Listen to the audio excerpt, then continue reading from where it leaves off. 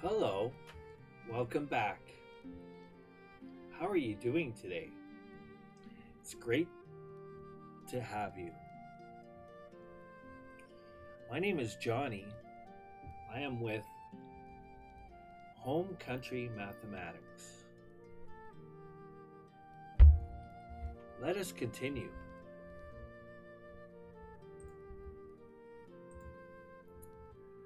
Today, we are working on find each product or quotient for decimal values. Don't worry, I will make it easy. The first one we have is 6 times 1.12. So,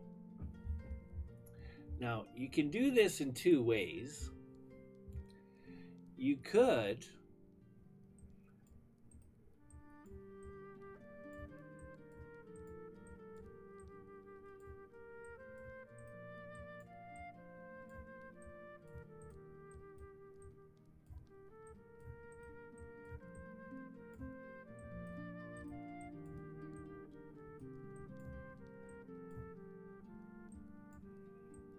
add 1.126 times, but that wouldn't be fun now, would it?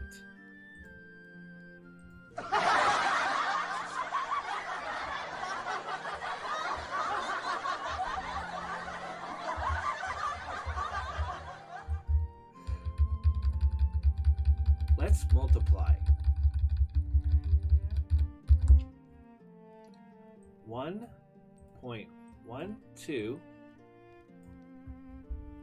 times 6. It is much easier to set it up like this. Since we have a singular whole number being multiplied by a decimal value. I also recommend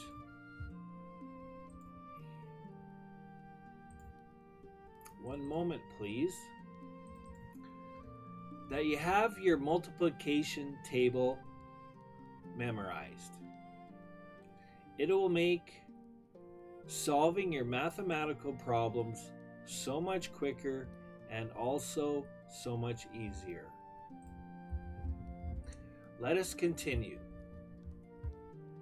6 times 2 is 12. Carry the 1. 6 times 1 plus 1 is 7.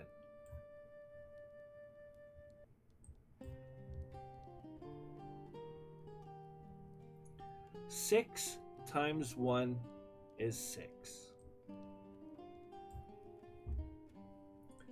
With a whole number, the decimal is actually there. But we don't need to place it because it is inferred.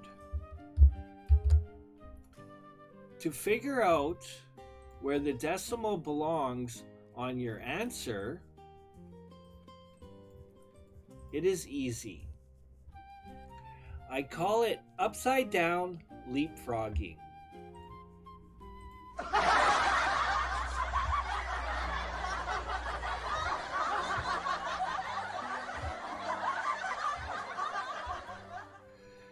So, we begin here,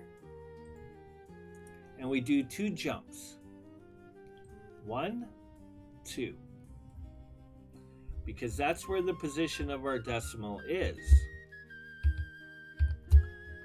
Therefore, we do the exact same thing with our answer.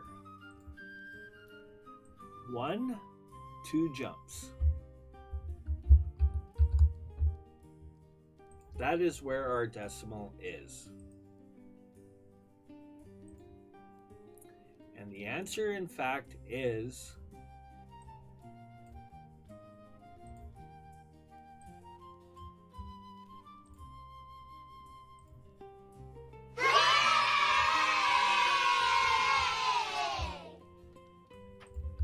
Let us continue.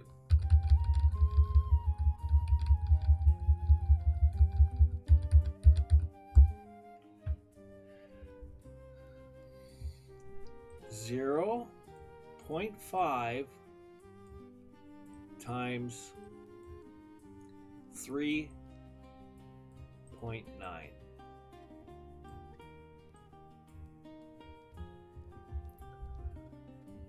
The trick to multiplying decimals is the setup. Well, it's not really a trick. The setup is key. I'm going to put 3.9 first.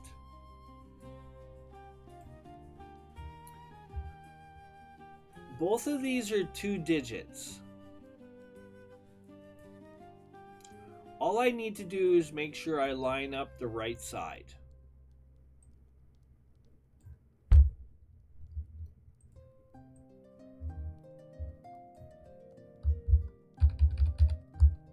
Okay?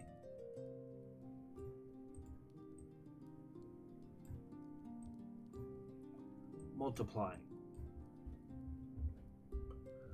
9 times 5 is 45.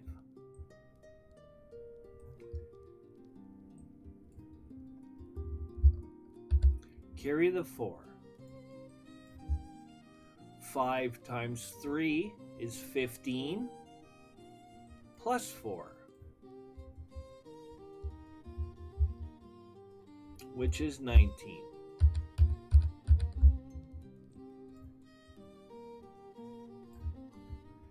Now, because we are multiplying like this now, we need a place filler. The reason for the place filler is because we are now in the tens place, or the tens row. Column, I mean. 0 place filler, 0 times 9.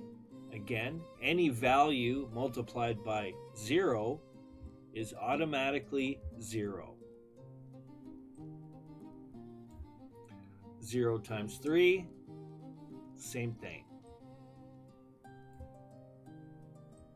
Doing all that multiplication, because it's all zeros, is technically speaking redundant, but also good practice.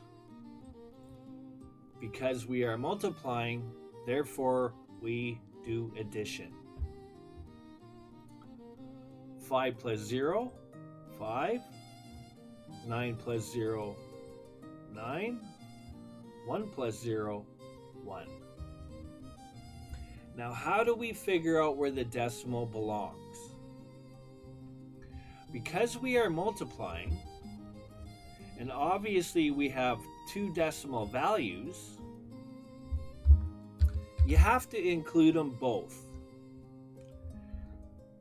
This is the point, again, where we do upside down leapfrogging. Beginning from the right, we have 1 jump. Beginning from the right, we have 1 jump. 1 plus 1.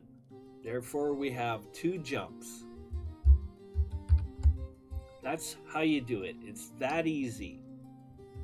Just make sure you include both numbers. If we had 2 jumps, we would go 1, 2, plus another jump would be 3. That is if the decimal was there.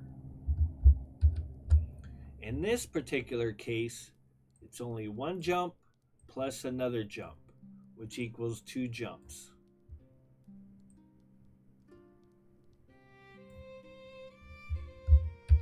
Therefore, our decimal is there. Our answer should be 1.95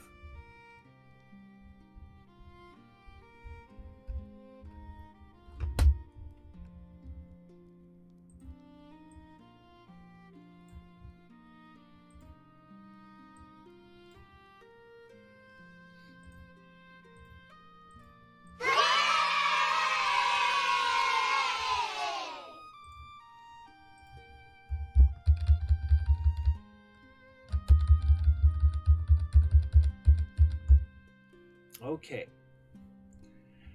now we are going to do division.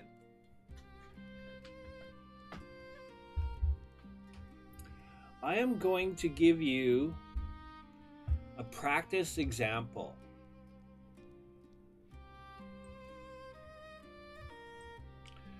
When you're working with values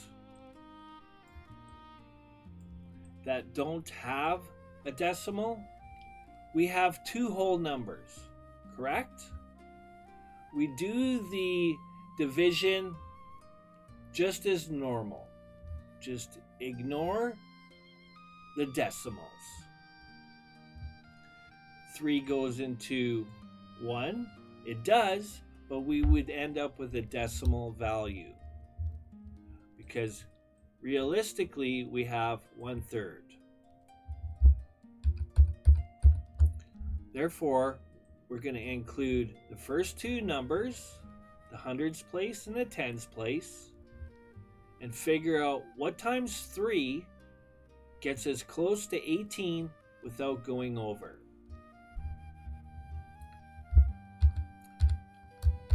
Knowing your multiplication table, you'll know that is 6.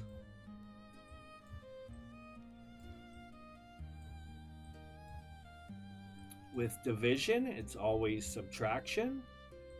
We have 0. Bring down the 9. What times 3 gives us 9? That is 3.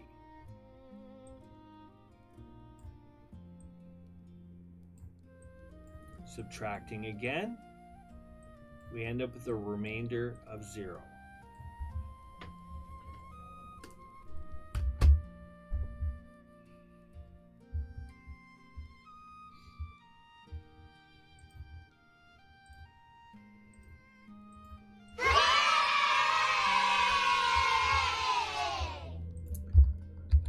Let me set you up with a problem, and we're going to continue it next video.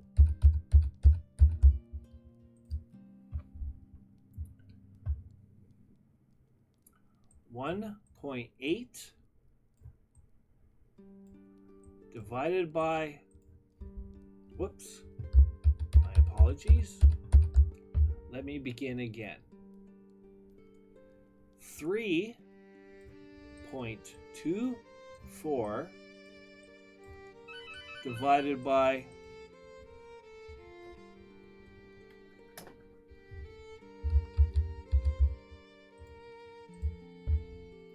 1.8. I'll see you in the next video. Thank you for watching.